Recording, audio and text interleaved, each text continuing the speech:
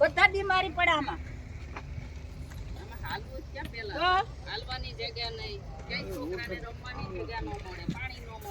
પછી કરવાનું શું બચારા? હા જી, આ તમારું નામ જણાવજો. દિનેશભાઈ શર્મા. હા જી. અત્યારે આપણે અહીંયા 5 ફેક્ટરી વાર્ડ નંબર 7 માં હા હું આ 4 વર્ષથી હાઈવેનો રોડ કામ ચાલુ છે ના આપણું આ આરબી રોડનો મેન રોડ રસ્તો જે હતો એ મેન આપણા રોડ પર જતો હતો એ રસ્તો અત્યારે 4 વર્ષથી બંધ છે. અમને આવવાની જવાની તકલીફ એવી છે કે અત્યારે આટલા ગારા થાય માણસ એ ગારામાં કેવી રીતના નીકળે ને જાય. અત્યારે 4 વર્ષથી અમે રસ્તા હાટું 4 વર્ષ 5 વખતથી અમે કહી ચૂક્યા નગરપાલિકામાં કોઈ સાંભળતા નથી ને આ રોડ હજી સુધી કઈ અમને કોઈ જવાબ જ નથી મળતો ને બનતું હો નહીં આ રોડ. ઓકે, અહીંયા કેટલા લોકો રહે છે? અહીંયા આપણા સમજી લો કે 200 મકાન છે. આટલામાં 200 મકાન છે.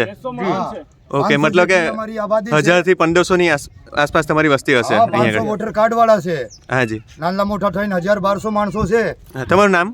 મારા નામ ઓમજીભાઈ છે. ઓમજીભાઈ, તમે પણ અહીંયા રહો છો? હા, હું મને 8.5 વર્ષ થયો. હા જી. પહેલા આ રોડ આરબી રોડ મારો આમ સીધો રોડ હતો, નગરપાલિકા બનાવીને આપેલા હતા. હા, આ એક્સપ્રેસ નું કામ ચાલુ થયું એ દિવસ પછી માટી પુરાણ કરીને રોડ ખોવાઈ ગયો. ઓકે, અમને કીધું હાઈવે નું કામ પૂરું થતા સુધી તમારા રસ્તાનો નિકાલ થઈ જાય, પણ કોઈ નિકાલ નહીં થઈ.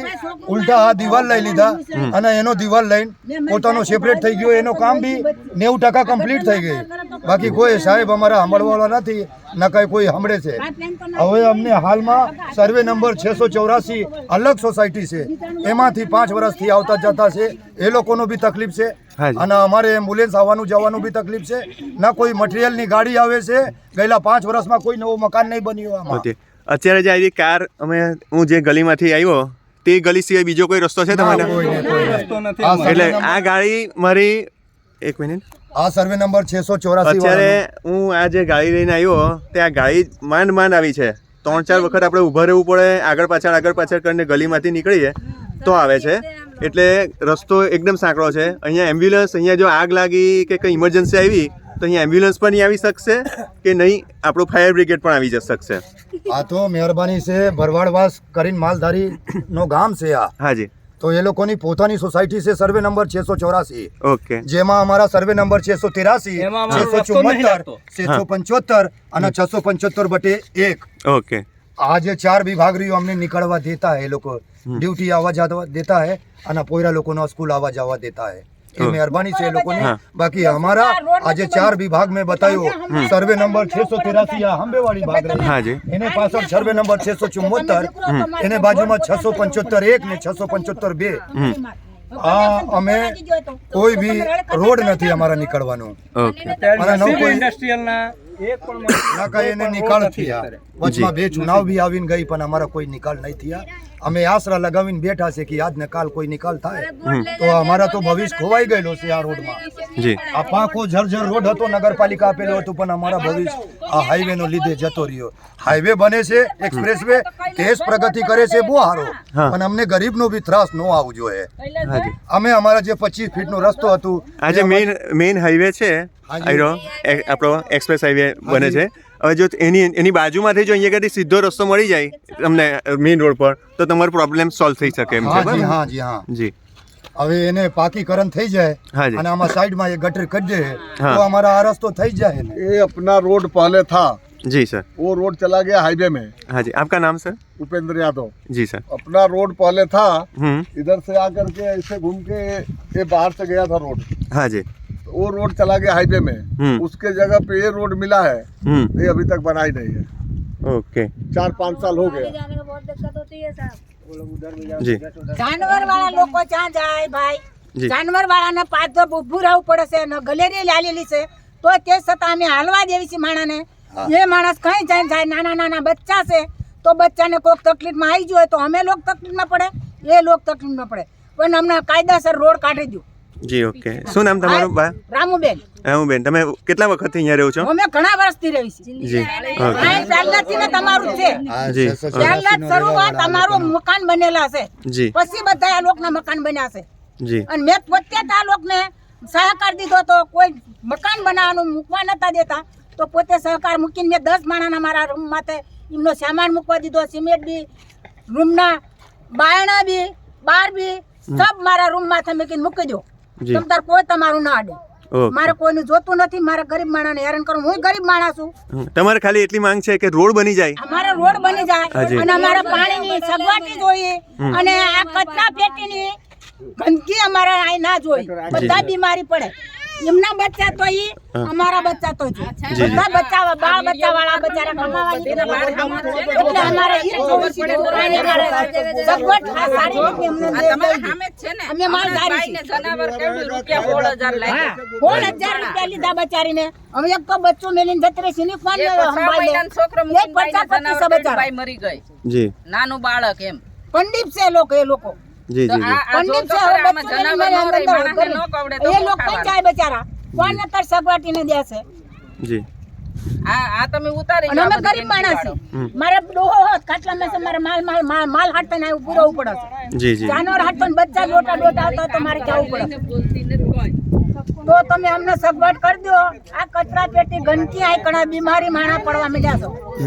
એ માણા જાજુ બીમારી પડે તો કઈ બચારું જાય? એ કમાણી હું લ્યા કરવા હટતા ને બચારા લોકો. હમણાં આપણે તેમાં ત્યાં કચરાની પેટી કે રોજ આવે છે કલેક્ટ કરવા? ગટરનું નથી. પછી ઘરની સામે ગટર નથી. અહીંયાથી નીકળવી હોય તો વરસાદ પડ્યો હોય તો અમારાથી નીકળાય નહીં. આટલા કાદો થઈ જાય. હવે આ લોકો બાજુવાળાને રોડમાંથી જઈએ એટલે પછી અમારે કહેવાય નહીં કે તમે ગોબર નહીં ઠાલવો કે આમ નહીં કરો. એ ગોબર બધું વહીને પછી પગમાં લાગે અને છોકરાઓને ચાલવાની તકલીફ પડે. હાજી બીજું કે રોડ પર લાઈટ નથી, ઘરની સામે ગટર નથી તો કચરા પેટી લેવા આવતી ના. કંઈક છોકરું બીમાર પડ્યું હોય અને દવાખાને લઈ જાવ તો પહેલા મારે વિચાર કરવો પડે કે અહીંયાથી રોડ સુધી જવું કેમ, જી પછી આપણે દવાખાને જઈએ ને પણ પેલા ઘરથી રોડ સુધી તો નીકળવાના કેવી રીતે? હાજી શું નામ તમારું બેન? મારું નામ પ્રીતિબેન છે. ઓકે તમે પણ અહીંયા રહો છો વર્ષોથી? હા, કોઈ ગર્ભવતી સ્ત્રી હોય એને દુખાવો થતો હોય કાં કંઈક પણ તકલીફ પડી હોય એને દવાખાને લઈ જવા માટે એમ્બ્યુલન્સ બોલાવવું હોય તો ઘર સુધી એમ્બ્યુલન્સ નહીં આવે તો એને લઈ જવાનું કેમ? કોઈ બીમાર માણસ થયું હોય એને કેવી રીતે લઈ જવું? कई એટલે કઈ સુવિધા નથી. બધી पानी का हो गया, इधर उधर से पानी मांग मांग के ले जाते हैं. रूम बना है. અત્યારે તમારી વ્યવસ્થા કેમ કેમ થાય છે? તમે પાણી ક્યાંથી લાવો છો? બાજુમાંથી લેવું પડે. સવારે વહેલા ઉઠીને સર્વે નંબર 684 નો નગરપાલિકાનો મોટર છે. પાણી ભરી જાય મારી ઓકે તમારે પોતાના એમાંથી આ લોકો ભરે છે? હા, એમાંથી ઈ લોકોનો નગરપાલિકાએ કોઈ તમને પાણીની સગવડ નથી? અમારા ઘર 84 નું મોટર છે. સર્વે નંબર 684 નો પાણીનો એ લોકોનો મોટર છે હાજી. જેમાંથી અમને કનેક્શન આપેલા છે. ઓકે ઓકે અત્યારે અમે બીજા સોસાયટીનું પાણી વાપરીએ. જી, એ લોકોની મહેરબાની. ગટર બી એ લોકોનો વાપરીએ. અમારા ગટર બી નથી, પાણી નથી. આ એક રોડ રસ્તો હતું હાજી. જે જીવાનું સારવાર હતું હા બધા કમાવા વાળાનો અને છોકરા લોકોનો, એ બી અમારા ભવિષ્ય જતો રહ્યો. ઓકે કહેવાનો મતલબ એ છે કે આ જે ચુમરાસી રહી સોસાયટી માલધારી સમાજનો ગામ છે એ લોકોનો, હવે એ આવવા જવા દેતા હોય ને વાપરવા દેતા હોય, એ લોકોની મહેરબાની. આ જ્યારે બંધ કરી દે તો અમે તો હાલમાં હાલતા રહેવી જોઈએ ને. ગુજરાત સરકાર અમને પ્લોટ આપ્યું, હા ઘર આપ્યું, તે રસ્તા નહીં આપ્યું. આ તો પેલા વખત સાંભળ્યું જી, જી. કે તમને પ્લોટ મળશે, મકાન બાંધી લો, પણ રોડ રસ્તો નથી. ઓકે આ તો પહેલી વખત જોવા મળ્યું. અને ઇન્સાફ થવું જોઈએ અને અમારા રસ્તાનો કઈ નિકાલ કરવું જોઈએ. મકાન બાંધવાના કેવી રીતે? 5 વર્ષ થયો હાલમાં કોઈ નવો મકાન બનાવ્યો નહીં. મટીરિયલની કોઈ મોટી ગાડી આવતી નથી. જેને કામ જેવી રીતે પડેલો હતો. અમે કામ ધંધાવાળા માણસ, કામ ધંધાવાળા મજૂર માણસ, સવારે ઉઠીને ડ્યુટી ભાગી, તેમાં પાછું છોકરાઓને માંથી નીકળી ગયા, બાકી એ ભણાવવાનું, હોવાના સવારે વહેલા ઉઠીને છોકરાઓને તૈયાર કરો, પાછું રોડ સુધી મૂકવા જાઓ, પછી પાછું આવો, પોતાનું ટિફિન લઈને પછી પાછું કામે જાઓ તો કેટલી અમારે તકલીફ પડે. પછી છોકરાઓને કોના ભરોસે મૂકીને જે આટલા કાદવ કિચડમાં મારા છોકરાઓ જોઈ ખરાબ હોય, રોડ ક્લિયર હોય, બધી વસ્તુ સુવિધા હોય તો આપણે ઘરમાં તાળું મારીને જતા રહીએ કે ચાલો છોકરાઓ રમશે, પણ આવી તકલીફ હોય તો પછી છોકરાઓને કોના ભરોસે મૂકીને જવાનું? જી બરાબર છે. પછી